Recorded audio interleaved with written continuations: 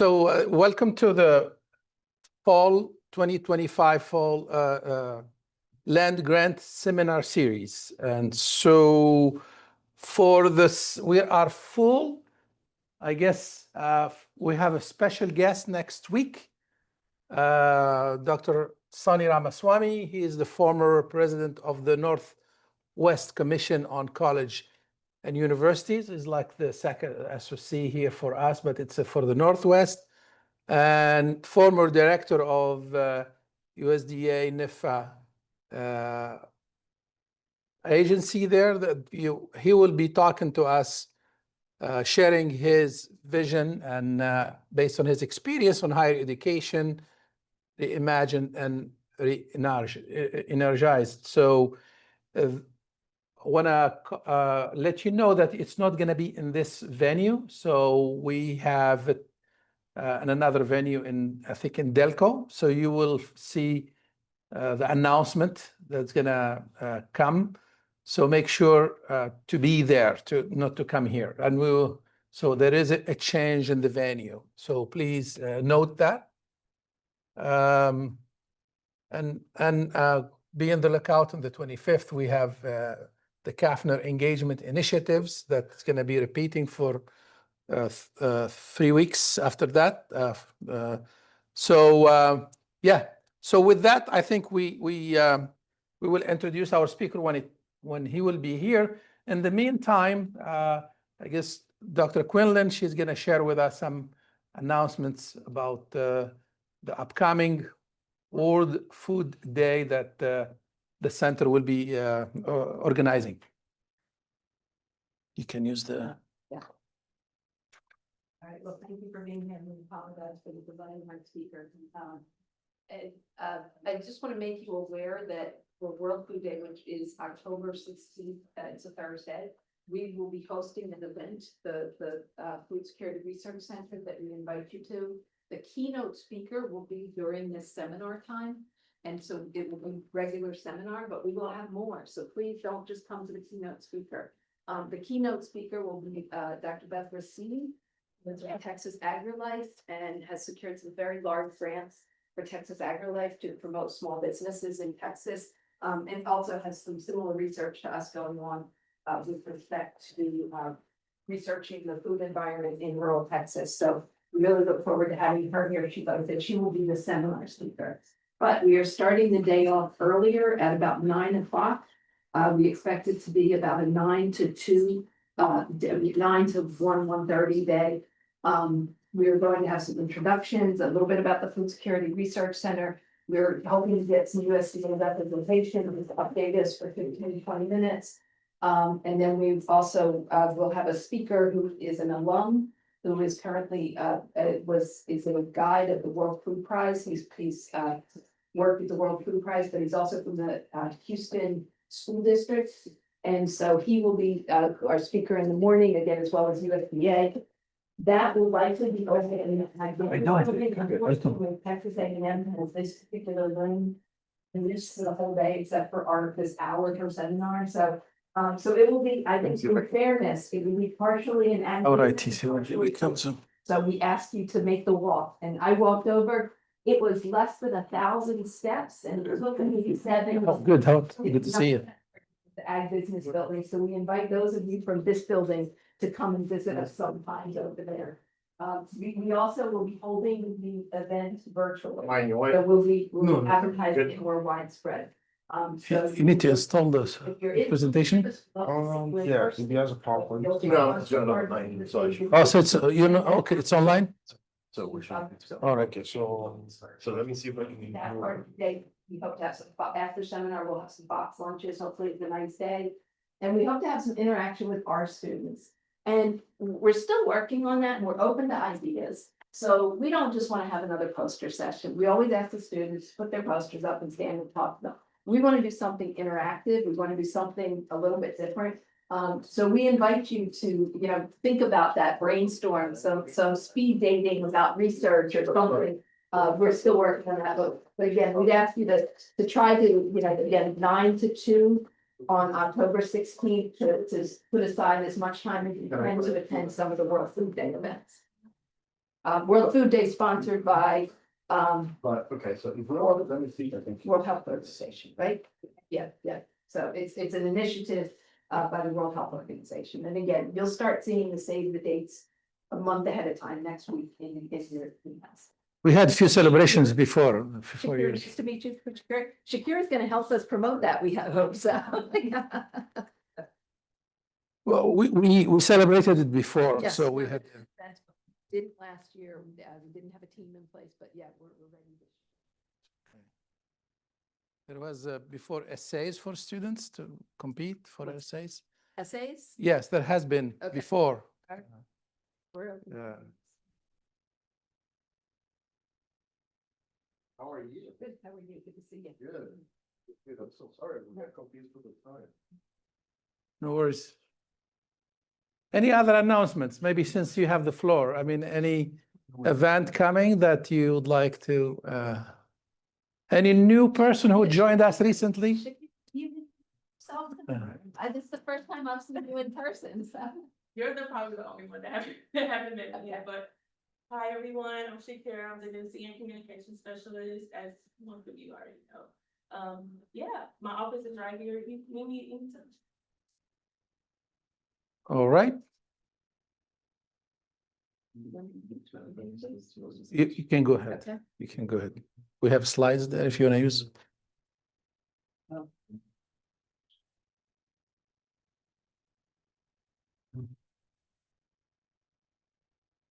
Okay, someone, okay, so let me try something really quick.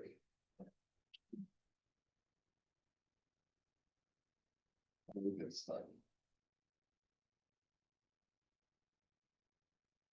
Okay.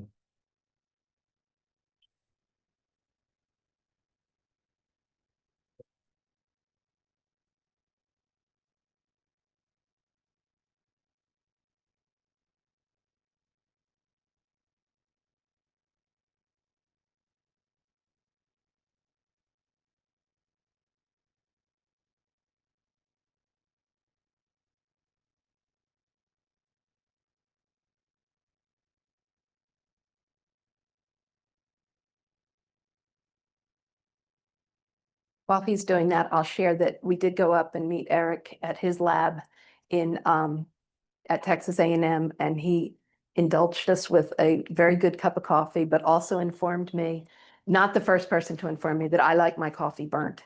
So I drink dark roast coffee, and I was told and have been told before I like my coffee burnt, but he has a great lab up there. We were able to see it and had a great experience up there. Yeah. So yeah, it's apologies for being late. I get confused with the time. But we'll make it fun and promise to make up the time.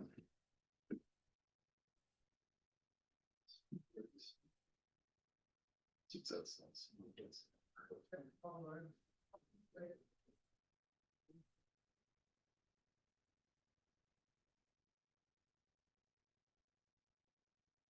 Here, I'll let you do.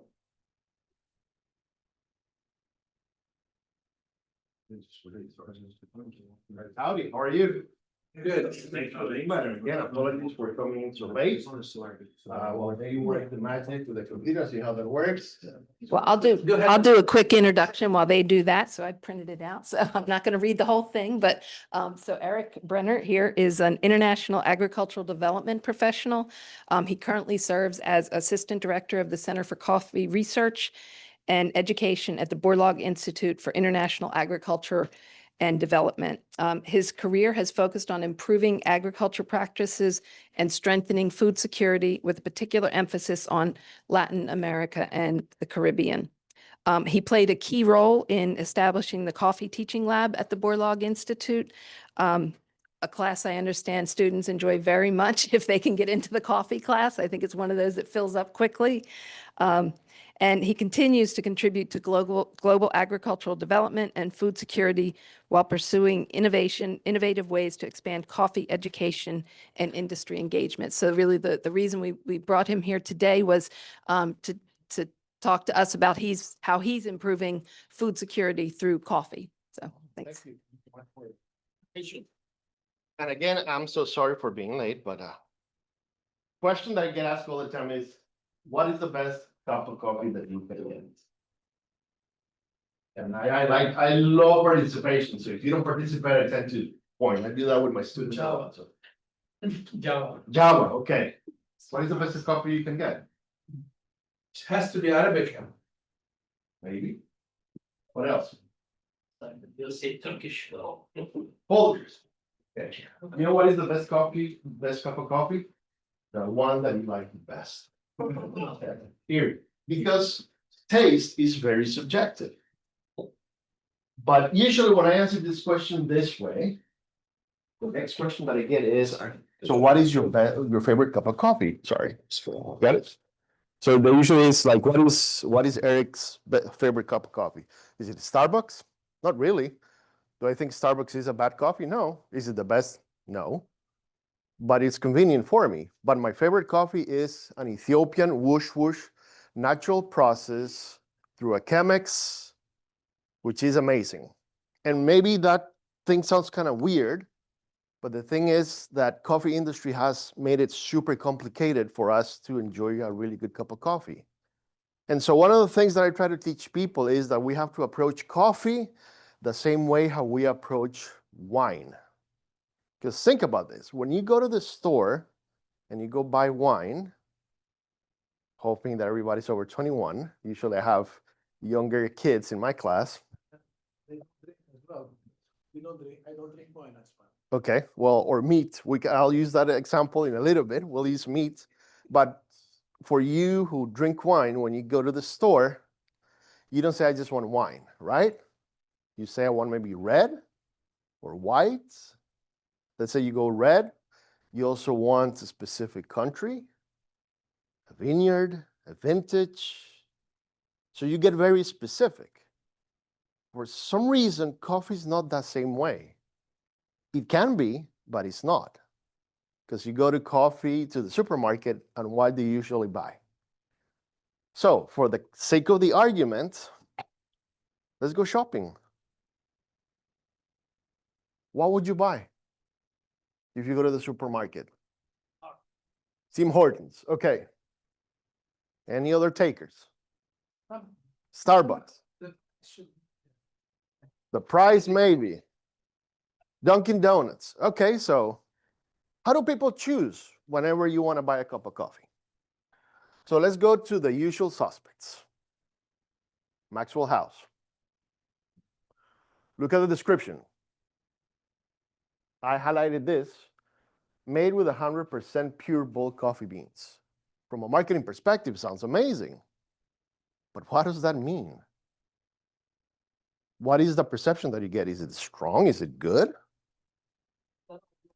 Pure bulk. Huh? If it says pure bulk coffee, that means there are other that are not true coffee. Maybe so. I mean, we don't know. It's a way for me to tell you what coffee should look like or what does it taste like. Let's look at a different one. Let's look at Dunkin' Donuts. Ingredients, coffee. I hope so.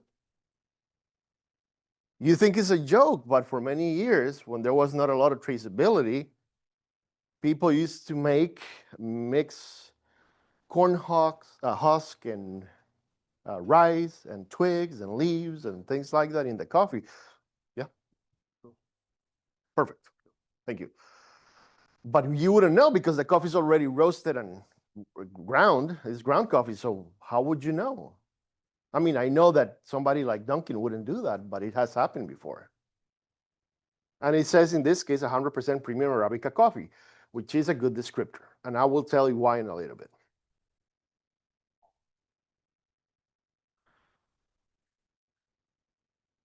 All right, let's go to Starbucks. Ingredients, ground Arabica coffee. They're telling me it is a dark roast. These are the notes. So what does it tell you? See, something about Starbucks that a lot of people don't know is that most of the Starbucks coffee is roasted super dark or really dark. Do you know why? because that way we can create a flavor that is specifically, basically the same thing. It's a way for you to standardize flavor. Because when you go to Starbucks, how many of you get black coffee from Starbucks? 1, 2, 3, 4, just black coffee, no sugar, nothing. Okay, cool. For the younger generation, show me the caramel macchiatos, the white mochas, and the ice cream on top with the cherry and all the stuff in there. It's good, right? So are you tasting the coffee or are you tasting the cream and all the stuff? Like I said, it doesn't matter. Whatever you like the best is the best coffee ever.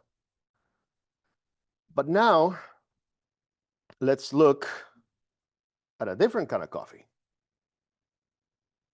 Let's look at voltage coffee. Has a lot of descriptors. It tells me that it's from Cundinamarca, Colombia. It tells me the notes, malic, spicy, and caramel. It tells me the process. It tells me the variety, the elevation, the roasting date, which is important because you know how long does coffee last fresh if it's whole bean in a bag? 1 month. If it's ground, 2 weeks. After that, your coffee starts to get rancid. Are you gonna get sick? No. I've given people coffee that is 4 years old and tell me it's delicious until I give them a fresh batch and they say, yes, this is a big difference. But most importantly, it tells me the name of the producer, Elsa Cortez. So I know that this brand of people, West Oak, have a direct relationship with a coffee farmer. See, most of the coffee, the way we purchase coffee, and most people don't know, is that there are 12.5 million coffee farmers in the world that produce your coffee. 80% of them are smallholder farmers, and many of them live under the poverty level. So our job at the university, because you would think coffee in Texas, why does it, I mean, we don't grow coffee in Texas, so what's the point of Texas A&M working in coffee? Well, simple. I work for the Borlaug Institute and we do international development. So our job is to go to developing countries in this specific, and this history of Texas A&M, we started back in Rwanda helping coffee farmers. Because if we can increase $1 a day per family, imagine the difference that it can make. For us, $1 is nothing. You can even buy a soda nowadays with $1. But for a family that works in a developing country, an additional $1 a day means that they can buy food, they can buy medicine for their kids, they can put them through school, they can afford transportation. So it's a huge thing. So our job is let's help the coffee farmers. And this is where the story takes me to explain to you the differences in coffee and why we do what we do. In 2016, we had until, how long do I have? Because I can talk about this forever. And maybe 5 minutes. Perfect, amazing. So 10 will be better. Hmm? 10 minutes for question and answer will be awesome. excellent. And if you have any questions at any time, please feel free to ask me. And so in 2016, we had a coffee project in Central America and the 3 Northern Triangle countries, El Salvador, Honduras, and Guatemala. The project aimed to tackle 3 main challenges. Number 1, pests and diseases. One of the biggest pests for coffee is the coffee berry borer, which is a little beetle that basically drills a hole in the coffee beans. Low prices and climate change. I know that the word climate change is super politically charged because you have a side of people on one side that says that is nonsense. And then you have another set of people right here that says the world is ending tomorrow. Let's build an ark because it's going to flood, right? So we need to look at the science. So I'm going to let the politicians argue that, and I'm just going to give you the facts. Climate does affect crops, including coffee. How do I know that? Because we can see it. I was in Costa Rica last year with a group of students, and in Costa Rica, where I'm from, we started to see flowering in December due to heavy rainfall, which is super unusual because rainfall in December doesn't really happen. Why? Because flowering or the rainfall triggers flowering.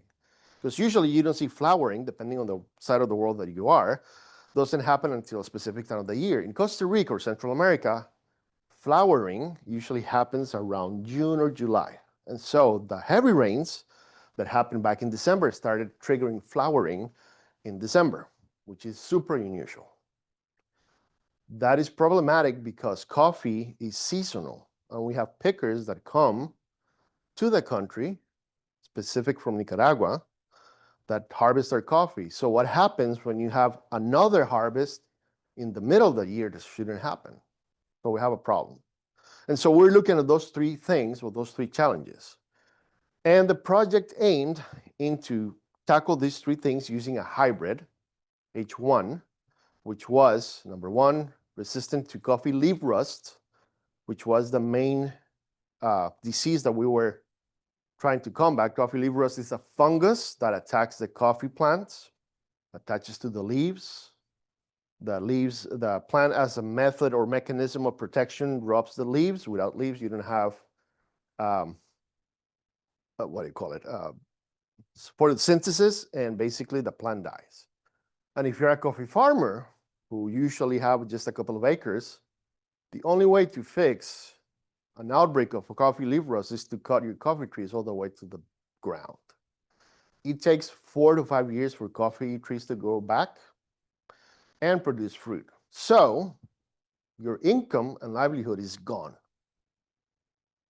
So we may think, I don't really care what happens to a coffee farmer thousands of miles away. That's fair. You don't have to care. But if I start charging you taxes for it, you might now. Because when we finished the project, what we realized is, through USAID at the time, we were investing about $190 to $200 per family per year in their countries with a very successful project that helped the families stay home, versus $200 per day per person here. And that comes out of your taxes. And again, you don't have to care because they're far away, but also coffee plays a really big role in the in the economy in the US. So with that said, something happened. 2020. We get hit with the COVID pandemic, and our project came to a complete standstill. Very challenging times because we had people all over the countries and we needed to get them back. Nevertheless, something that was super helpful for me was to realize that I can train coffee farmers until they're blue on the face about improving quality, better agriculture techniques, better training. But if you, as the consumer, are not willing to pay the price for coffee, then what's the point? Because this is the next question that I love to ask my students. How much are you willing to pay for a good cup of coffee? So when you go to the store, how much do you usually spend on coffee? Let me hear some numbers. $4. Now it's $8. $8. Do you think that that's expensive? Comparing to 2 years ago, it's double. It's double. Okay. And I don't know the reason why. I'd like to hear from you. You like to reason, well, the reason why, quickly, is that, and I'll explain here, the #1 producer of coffee in the world is Brazil. And when Brazil sneezes, whether because it's a drought or a freeze, coffee prices shoot up. So whenever you see that Brazil is having an issue with production, that means for you, that coffee price is going to go up. Brazil will determine that, period. I mean, there's other factors, of course, but mainly because of that, but I'll come to that. And so, prices. Folgers. Who said you like Folgers? I saw some hands up here, Folgers. You like Folgers. How much do you pay for Folgers when you go to the store? Around $10. And it's a big container, right? How much are you willing to pay? $15 for 12 ounces of coffee. Okay. Too expensive? All right. What about 20? It's less than Starbucks, yeah. What about 20? No, definitely no. If we're not gonna spend 12 or 15 or 20. All right. So can coffee get expensive? Oh, yes. How expensive you think it can get? Let me show you these 94 points or over 94 points, and I will explain what the point system means. This particular one from JBC Roasters is a geisha. It's $25 for 8 ounces. Expensive. But let me show you this one right here.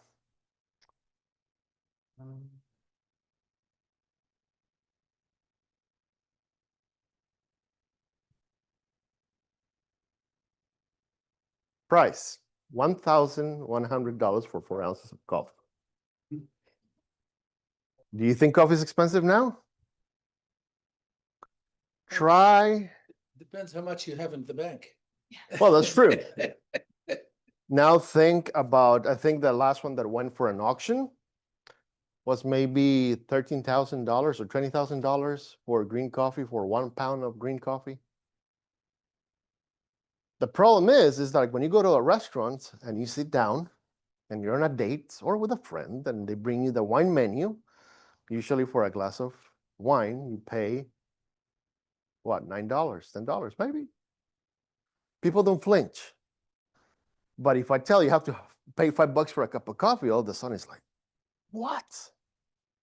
Well, maybe if we give coffee farmers a mustache and looking like French people, maybe they're willing to pay for that. So what is the difference? And I don't mean to say it in a mocking way, but why is it that we're willing to pay higher price for wine or other products, but not for coffee? And one of the reasons is that, unfortunately, the industry has made it so complicated and convoluted that we don't know the difference.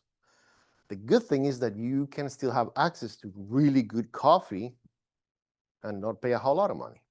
The problem is that the industry made it so cheap at the expense of the coffee farmers that now paying the actual fair price for the coffee for us seems too expensive. There's nothing wrong with that. Like I said, the best cup of coffee is the one that you like the best. If you are happy with the Folgers coffee or the gas station coffee with the sugar and the creamer, God bless you. There's nothing wrong with that. But I'm gonna tell you something, once you try good coffee, it's really hard to go back to bad coffee. I'm one of those people. I'm from Costa Rica. My family's from Germany, the Brenner side. They were coffee farmers. Growing up, I hated coffee with a passion. Nasty, bitter. Why? Because all that good quality coffee was sent for export.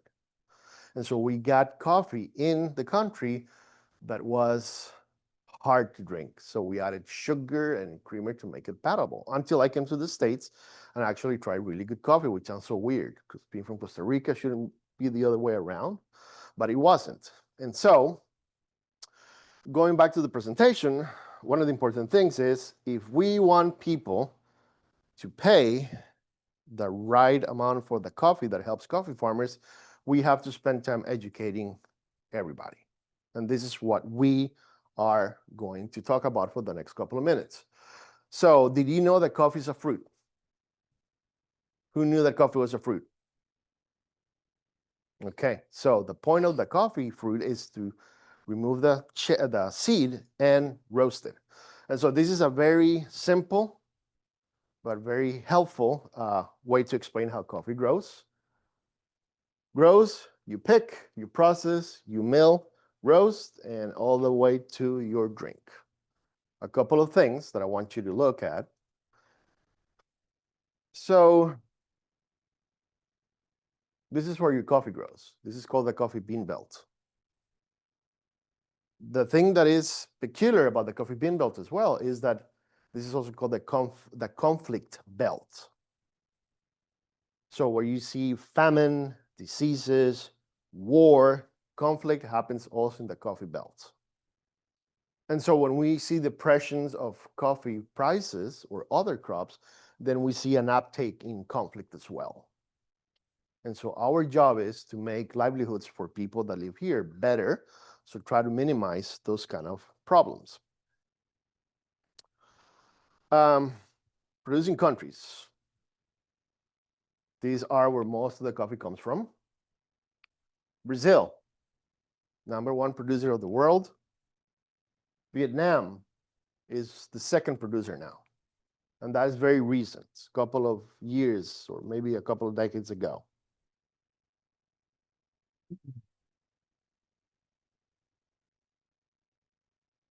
All right, so there's about 130 species of coffee. About out of those 130, there's 2 that we commercially use. We use Arabica and Robusta. So if you remember back when I was showing you when we're gonna go purchase coffee in the supermarket, that it said ingredients coffee. Sometimes they don't tell you which one they're using. And there's a huge difference, big time. #1, Arabica is originally from Ethiopia.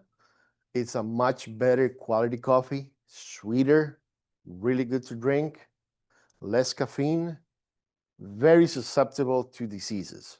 70% of the market is Arabica coffee.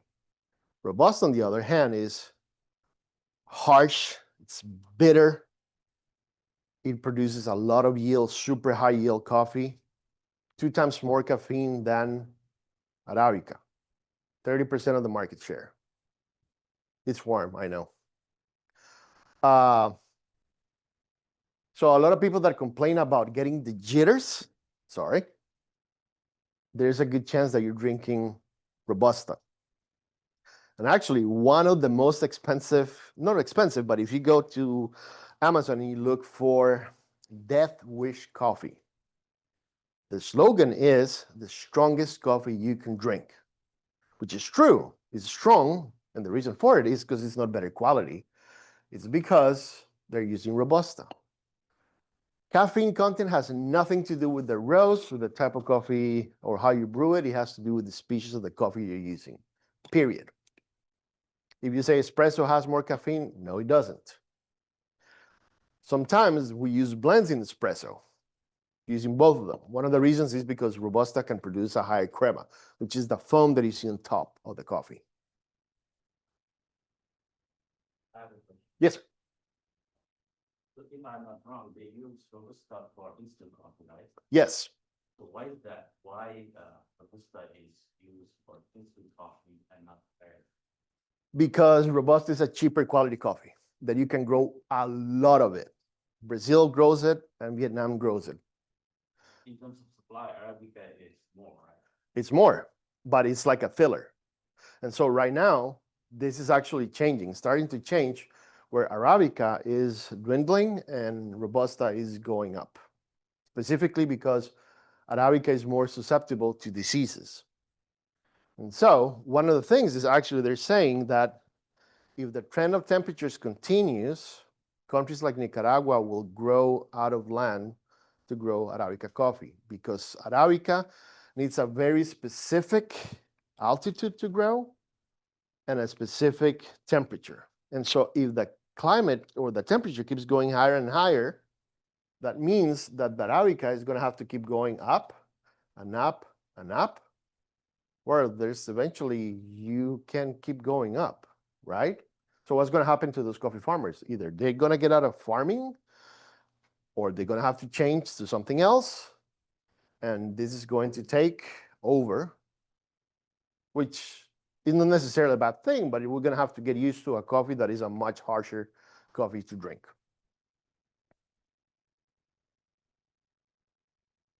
These are the people that pick your coffee.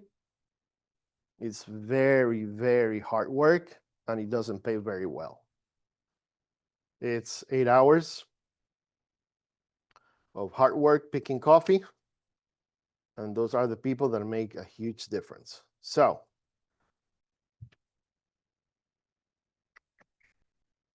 harvesting process, there's 2 ways. There's a selective picking and a strip picking. In the selective picking, you have coffee pickers basically going row by row, picking the right color, because we want ripe coffee for quality. Versus a strip picking, where you have machinery, and this is the case of Brazil, which is possible because they have these flat areas where you can grab the machine and everything, you pick everything. There's some sorting at some process, But the best quality coffee is going to be selective because you're basically just selecting the ripe coffee cherries.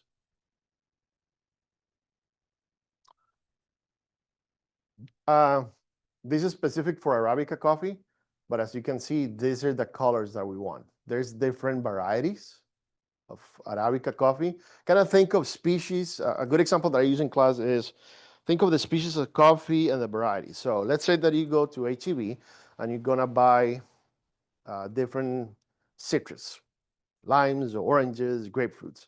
Those are different species. The family is citrus, and for example, citrus limon, it's the lemon. Grapefruit is going to be a different species. The same thing, Arabica and Robusta are different species. But if you go and you buy different limes, different kinds of limes, those are your varieties. So this is the case with the coffee Arabica as well. You have different varieties. Is that important? Yes, because each variety is going to be different in flavor, but most significantly, that whenever you are growing coffee as a farmer, you want to make sure that you are using the variety that is better suited for the area that you're growing. Growing coffee is like a marriage.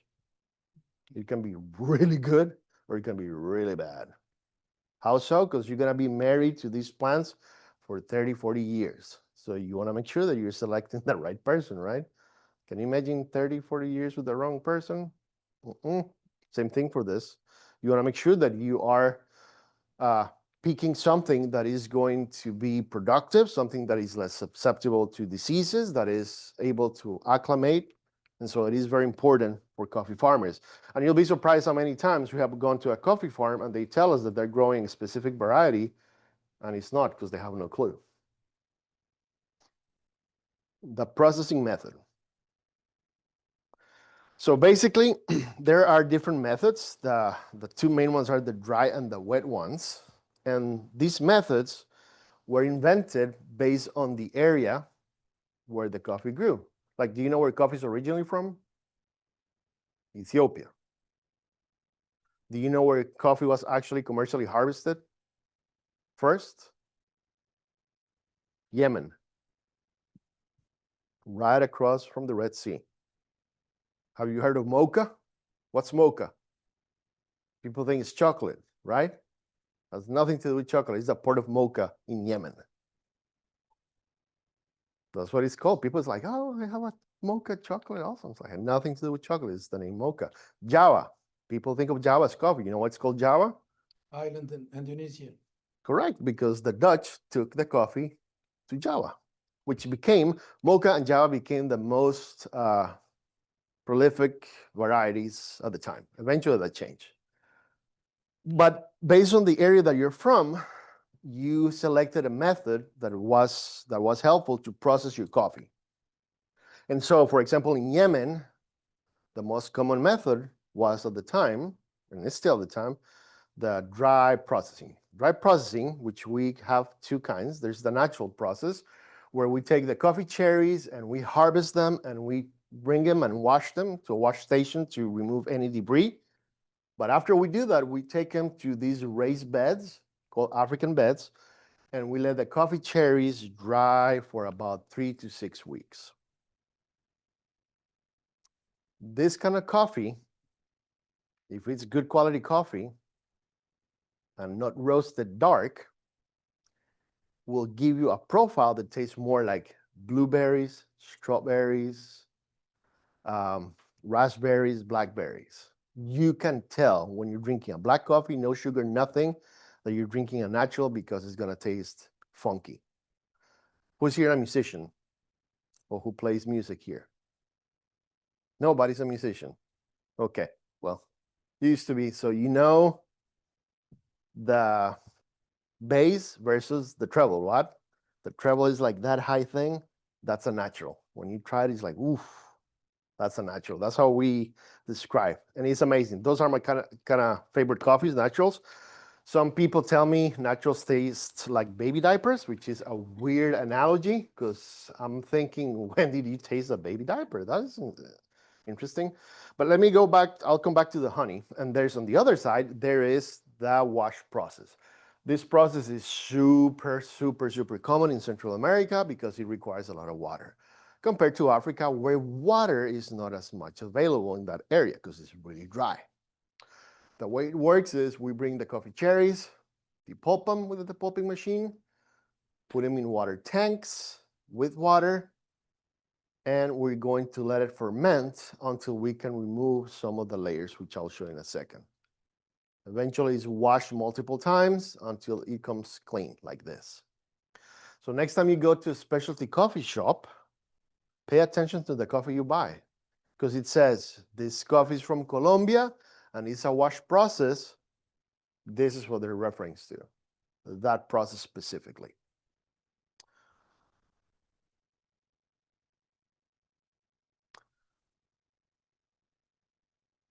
I should start with this one, but this is what a coffee cherry looks like.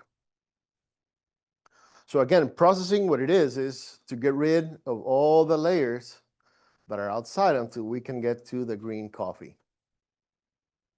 And so we talk about the dry, which is the whole berry, or the natural process until it dries. And then the wash one, which is basically the pulping, and this area right here called the mesocarp or the mucilage is a very sticky substance that is right inside between the coffee seed and the coffee pulp. And in the wash process, the fermentation is the mechanism that we use to ferment that green coffee and get rid of that mucilage layer. Right in between the natural and the wet process, or the wash process, sorry, we have the honey.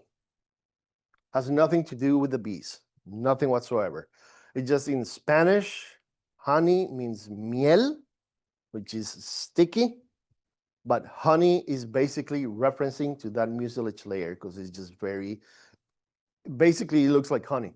This is a good way to explain it. It's viscous and that's what it looks like. But in the honey process, what happens is that you bring the coffee berries, you depulp them, but you don't ferment them. You left the honey or the mucilage on top of the coffee seeds, and they make these clusters, they stuck all together. So actually you can see it right here. This is washed honey, and the colors of the honey are going to depend on how much mucilage is left on it. And each different process has a different flavor profile. So in the past, coffee farmers would use a process that was better suited for the area, but they figure out now we can use different processes because it can help us sell a different profile. So yes, 5 minutes. So if you go and you process, now you can process natural difference and it can be a different way to do that. So I'm gonna go super fast. Like I said, I can talk about this forever. And so after we strip the process, we take them to a mill to get rid of all these extra layers until it comes green coffee, which is ready for export. Then we'll export and roast. Something I want to show you super quick. Coffee, the roasting. Most coffee companies that sell commercial coffee, they tend to roast super dark. Why? Because I can hide blemishes and I can make a flavor that is standard. But a coffee, if it's a good quality coffee, you want to stay right here in the medium to light because those are when the flavors of that coffee based on the region, on the country, of the process really, really come out.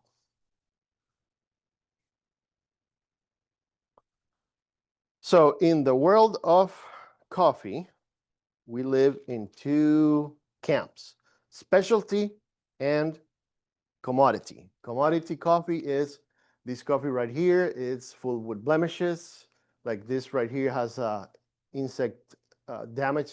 This is a black bean, which is a mold. This is a cherry husk. These are elephant ears, which is hollow coffees, compared to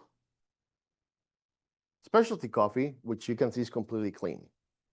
And so for a coffee to be compared, to be able to be labeled specialty, I would take a sample of green coffee and you would have to categorize it into two categories of defects. category 1s and category 2s.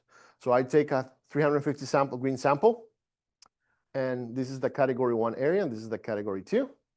You should have 0 category 1 defects, like moldy coffee, foreign matter, also severe insect damage. If you have 1, that should immediately go into the commercial side. Does it mean that if I find a couple, if I'm a coffee roaster and I buy the coffee and I find a couple of them, is going to probably move into the commercial side? No.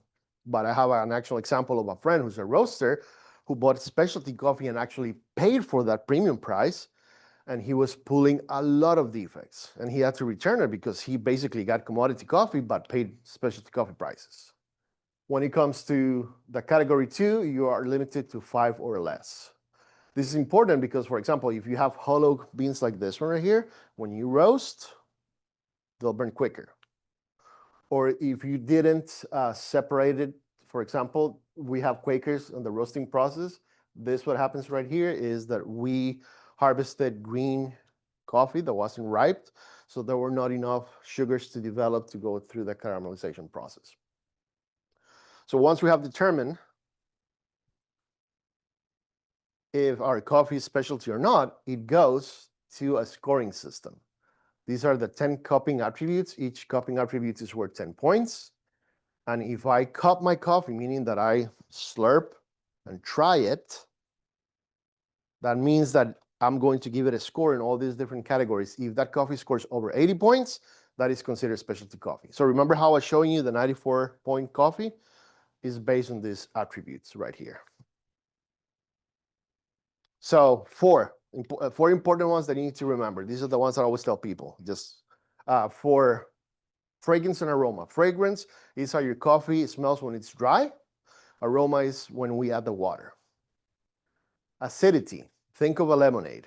It has that brightness, like that tanginess. Some coffees should have that. Those are things that we're looking forward to coffee. It's the difference between sour and actually like bright. We want that brightness that exists, like sweetness.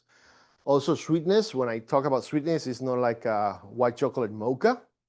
It's a black coffee that has a sweetness that is very subtle, but the bitterness is not overwhelming. A good example is if you actually come to the lab, I give people 90% chocolate versus 60%. 90% is super bitter compared to the 60%, which is sweet or sweeter. And that is the kind of sweetness we're looking into the coffee. Body means how does it feel in your palate? Think of a milkshake versus milk or skim milk. No? Okay. What is that clean cup? Clean cup is that when you're drinking the coffee, that nothing other than the coffee interferes. That you don't feel like anything like an exterior component is coming into the taste, like nothing tastes off. So you should be tasting the sweetness of the coffee or the aroma, but anything that maybe smells different or taste medicinal, like that's called phenolic.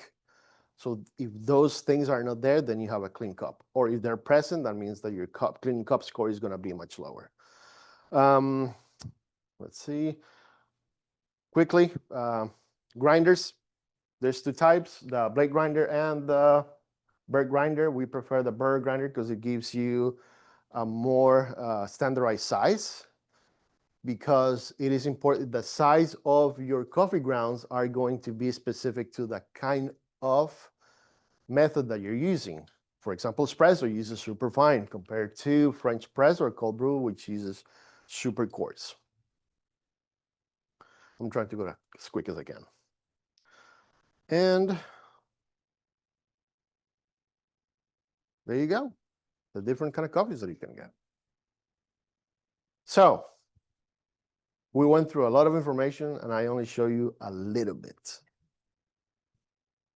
Question? Yes, sir.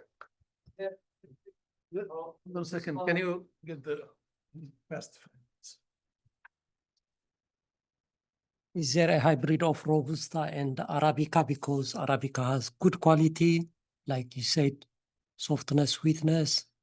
Robusta is high yielding. So is there any hybrid? For the Arabica? Yes. Arabica, Robusta hybrid? Yes, there is actually. The one that we use in Central America, it was a H1 hybrid Centroamericano, which we use the stock of the Robusta with the berries or the top of the Arabica coffee, which made it resilient to pests and diseases, because the reason your coffee tastes bitter is the caffeine, but caffeine is a mechanism against pests and diseases. Yeah, and this coffee belt.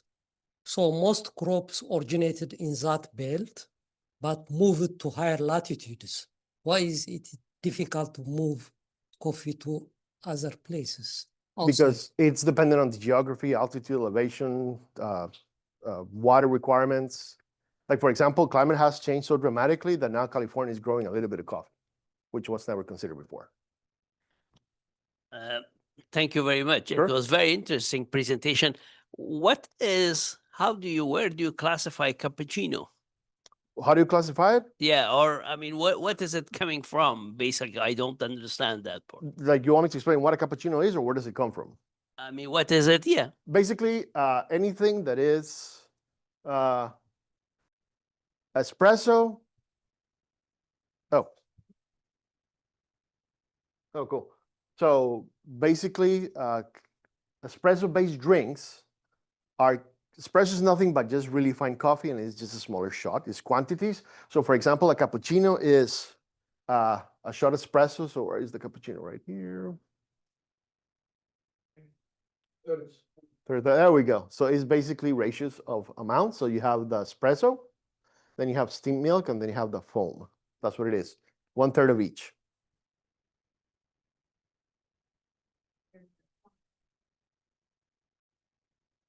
It's just how much you put. Espresso, then you put, that is 1/3 of each. Espresso, foam, and steamed milk. Have heard of the Americano? You know what they call it, Americanos? Because the Italians, basically, when the soldiers came into Italy asking for espresso, they said that stuff is too strong, please add some water. And it became a way for the Italians to make fun of the Americans, like, oh, an Americano. That's what it is. Yes. Yeah, previously you were talking about coffee prices. Mhm. Now with 50% tariff on Brazilian imports, has it started affecting coffee market or? It's going to. Yeah. It's going to. So the reason we've had a huge increase in coffee prices in the last year or so is two things. Vietnam and Brazil have been affected by droughts and frosts, and that has basically diminished the production or the output, which has elevated the prices. And now with the tariffs that are coming to Brazil, because they are the #1 producer of coffee in the world, is going to make coffee even more expensive. I have one more question regarding, because you are involved in international development. Yes, sir. Now with USAID gone, how do you see the international development work going? Super challenging right now. And so I think that from our side, there's other opportunities with other organizations, but has become a really big challenge because everybody's still scrambling to find what other resources are there. Like, I understand from a perspective where people might not be willing to go invest out of their country, like the US, compared to other administrations. But the reality is that you fix a problem over there, or you're going to have to fix it over here. And so I think international development is good, but at the same time, unfortunately, people have abused it as well. Thank you for the presentation. Kind of a burning question, because I've heard of a coffee drink that may not be commercially available, but the process of harvesting it involves wildlife ingesting the cherry, going through the GI tract. So what is the purpose of that? Kopi Luwak. Okay, that's what it's called. It's a civet. It's a mammal that goes around and eats the coffee. Basically, the processing method, instead of doing a wash or natural, the animal through the digestive system is the processing the bean. It comes out clean and people pick it up. I can't even imagine, because this is from Indonesia, who actually decided to follow that and say, oh, coffee beans, and I'm gonna make coffee out of that. That people were taking cow patties and making tea from it for medicinal purposes. Yeah, I mean, Wondering if that shortened the process of coffee making? no, it's just a different process. The problem is that it became so commercialized that now they're taking the civets and they're putting them in cages and force feeding them. So is the coffee good? It's okay. There's other better coffees that are way cheaper, basically.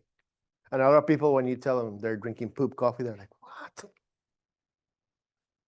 I'm going to ask a question, then I'm going to take it over. You know, we're a nutrition group, so we have to ask about the health benefits, and you see health benefits of coffee. I'm just curious, did you read the literature? Have you seen any of the varieties or Robusta versus Arabica? Are there any differences in health? You know, the healthiness of, Okay. correlations. Again, I think they're. I haven't seen anything directly related with Arabica and Robusta. The thing I will tell is that coffee by itself, black, nothing added to it, is an amazing healthy drink. Super good for you. And the cool thing about coffee, which should get you interested if research comes available, is that coffee research right now is the Wild West. There's so much research to be done, not enough people to do it. I also wanted to ask about how you had said, so the coffee that's produced in a lot of countries, how, I guess, the best is exported. And I wanted to ask why.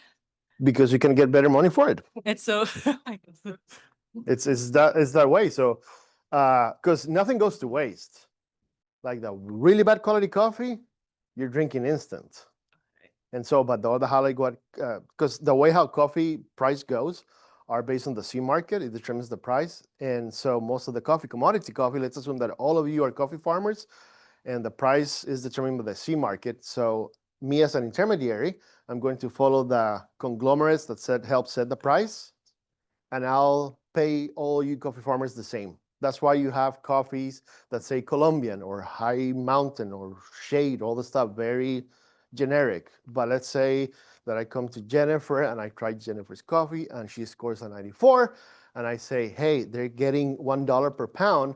I'm gonna pay you $3 per pound because your coffee is amazing. All right, we're going to go to some online. Sure.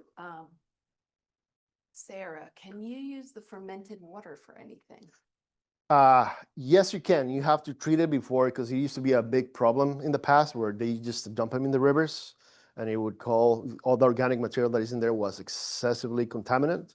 And so now we use it. We have to treat it, and we can use it as a fertilizer. It's fertilizer. Okay. And does the wash process give you a better flavor when drinking black?